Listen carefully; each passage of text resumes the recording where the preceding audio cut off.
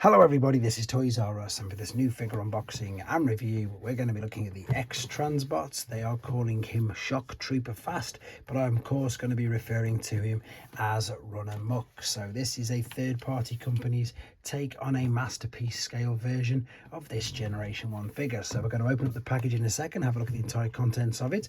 We're then going to have a detailed look at it in both of his modes to see how you want to display it, and of course we'll bring in some of the other figures, masterpiece official and non-official, just to see how well he scales and displays. So let's start off with first and foremost thanking Shozy, because that's where this came from, and there's going to be a direct link to this in the description, and also to thank subscriber Adam, because of him this means I can do the review on this particular figure. So let's read this on the side. So it says there, if you're in control, you're not going fast enough. That's a great little tagline. This obviously, it's a premium box. It's a premium product like the Takara Masterpieces. It's got a lovely sheen to it, feels really soft. The print on it is really good, and there's a blatant rip-off of a tech spec there on the back, and of course there's a bit of a battle scene as well. So let's open this guy up and have a look at him.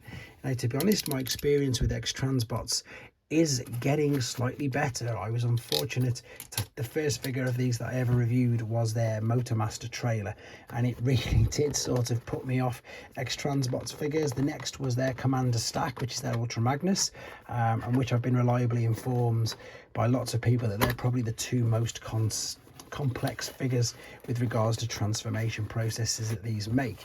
However, since then I've had a quick look at both of their versions of Punch, Counter Punch, and I was really pleasantly surprised with how good that figure was, and the transformation process wasn't too ridiculous. Right, we've got his weapon just prized there, just balancing like that. That is a great homage to the original as well, to be honest. I'll show you that in a second.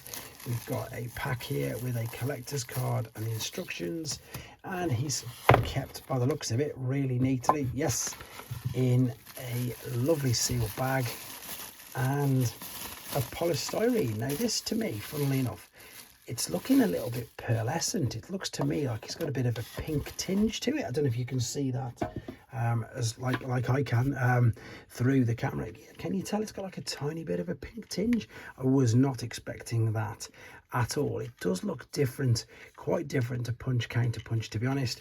What I like about these figures is you can feel that the quality in them, you can feel that there's die cast. They feel really weighty. You've got lovely chrome trims there on the wheels. The tires are obviously rubber as well, which is a nice touch. Even though they do perish away, it's still a nice touch to have that. We've got the QC pass there, translucent windows, with which, to be honest, there's not too much that you can see through there, so I do like that as a touch. You can't see anything else though. That looks to be a faux window, maybe something that's going to be going on when he's in his robot mode.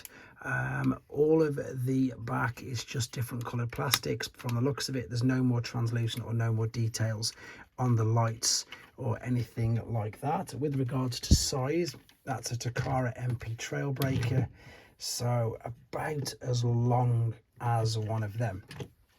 Normal sort of size figures. There is your Stranger Things crossover, and funnily enough, I've got the original one there as well. This is definitely not white. It's weird. It's I don't know. It really looks really quite pink. Maybe that's one of the things that they've got to do to, you know, to stop, I don't know, Takara jumping in and saying that's obviously runamuck, because it isn't, because of the colour scheme on him is completely different to this, especially in hand. Right, to be honest, I don't think there's much more to say about this in the alternate mode. It does look good. It's reminding me of Knight Rider, but obviously not the same colour. Yeah, and I can't wait to see what this guy looks like in his robot mode. So we're going to come back. He's going to be in his robot. Okay then guys, here he is in his very good looking robot mode. But before we go any further, I do need to apologise and correct myself. I said at the end of the last segment that there wasn't much more to show you, but after transforming him and indeed checking the instructions, there is quite a lot more to in fact show you. So sometimes first impressions really do work. In this case, it's bitten me on the bum. So there is a place where you can store the weapon, so I'm going to go back and I'm going to show you that. And also there's other things, like I could have perhaps moved the faux window to show you inside, displayed, so apologies for that, and we will go back to that in the last section. However, the robot mode, you can see, is very, very impressive looking. I'd love to tell you that the transformation process wasn't too bad, but as with all Xtransbots in my experience, it is bordering on ridiculous. But I'm going to do my very best to get you a tutorial video done, because although it was ridiculous, I still managed to do it without breaking it, which is obviously quite a good thing when you're talking about Xtransbots figures. So we can now have a quick look as well at the collector's card that comes with him, and again, here he is in his pearlescent pink colours, and do you know what, he does look good. It's totally worth it in the end getting him in the robot mode. The head sculpt is brilliant, the eyes are reflective red, the head itself will rotate. It does it go all the way around? I didn't think it would, because I thought it'd be restricted by the bits either side of his head, but as you can see, it will go around, it will look up and down, which is great. The shoulders, now these just seem to hang there. Now I've checked some of the pictures on Show Z, and that's just again how it goes and what it says in the instructions. However, you've got loads of articulation on them. They will spin all the way around, they will go all the way up. Oh, it just takes the backpack up sometimes to give you the full T. You can swivel underneath, there's bicep flexion, there's wrist. Is there? I'm sure there is. Yeah, there's a bit of wrist movement there, and you can see that the hands open and close, and you've got, I suppose, the industry standard little cutout in the palm to attach his blaster. So let's have a go at attaching that into there, and there we go, that goes in no problem whatsoever. We do have a waist swivel, we do have an ab crunch, which again, this is a masterpiece scale figure, so these are things we'd expect. These are actual hip skirts here, so if I take the ones out of the side, he says, as you can see, I'm struggling there, so you can kick. Oh, I'm scared now. It will come all the way out to the side, well, that far out to the side, maybe a little bit further, but I'm not willing to do that. Does this move forward? I'm sure that was a skirt, but oh no, it's on a ratchet, so that'll come all the way up, way past 90 degrees, which is good. Full kick up on that ratchet, you can hear. Backwards as well, it'll just go past the point of 90 ever so slightly. You've got a swivel, yes we do, it's very tight. A swivel at the top of the thigh, a knee bend, and then some crazy ankle tilting, rocking and everything going on via all of these hinges. The lovely faux wheels have come out as well, which is a great touch, because the real ones are underneath and tucked inside there very neatly. So as you can see, he does look really good. With regards to some mainline masterpiece figures, there is Soundwave, so he's much smaller than them, to be honest. I don't know if that scales well at all with the rest of the masterpiece figures.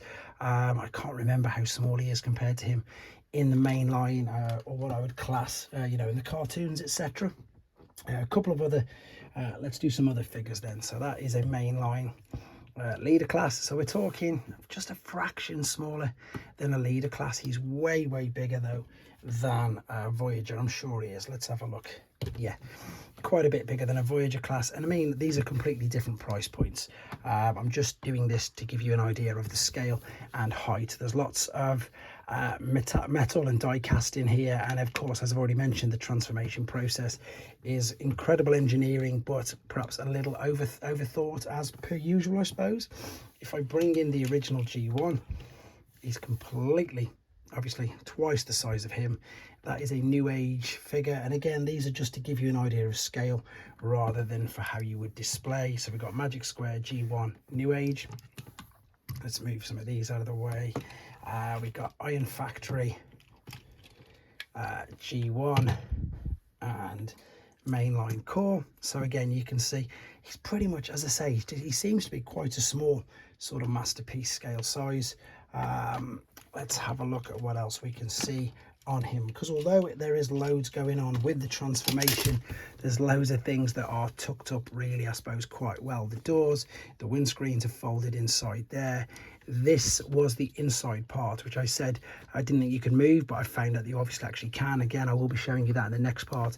There's the actual translucent roof from the back of the vehicle, but otherwise, again, you've got to I suppose, to give credit where credit's due. They've covered everything up. There isn't really any gaps, and exactly that, you know, as I say, they've managed to get this robot out of that car very well. So I think, as I say, there's not much more to say about him in robot mode.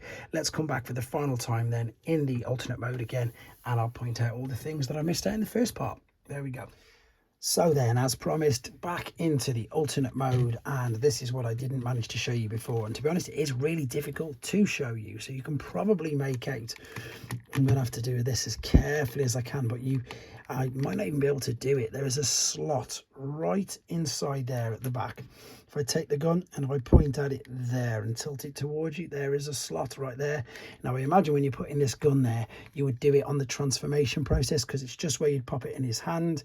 That there would fit into there, and it would obviously just keep the gun and it together. But it really is, you can't get it in there unless you are pulling it apart. So I'm not going to do that fully. I'm just correcting myself and saying that yes, there is space in there where you can store it. See what I mean? As soon as you start to move things, it all starts to pop off. But what I didn't show you was again the fact that you can sort of get in here into the bonnet.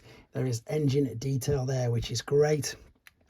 There is also this, once you open the door, because I didn't realise before because I hadn't looked at it, there once you move the faux window, if you unhinge this out of the way, everything's just so tight. There are of course the seats, and on the other side there's even more detail. You can unhinge this, there's the seat, and of course, because it's America, now this is obviously completely the wrong side for myself, isn't it? Yeah, it is. It's the wrong side. Our steering wheels in the UK are on the other side, but there is the steering wheel. You can adjust that up and down, and you can adjust the seats as well. So as you can see, there's loads going on this. I wish I could tell you that it was one of them.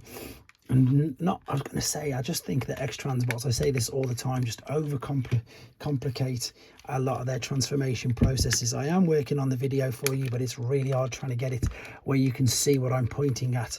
But I am working on it, and I hopefully should get it up very soon as well. But I just wanted to go back and show you the bits that I missed. There you go. That is the final look at Xtransbots Fast, which was of course a take on a Generation 1 runamuck figure. There you go, guys. Let me know what you think in the comments. Take care.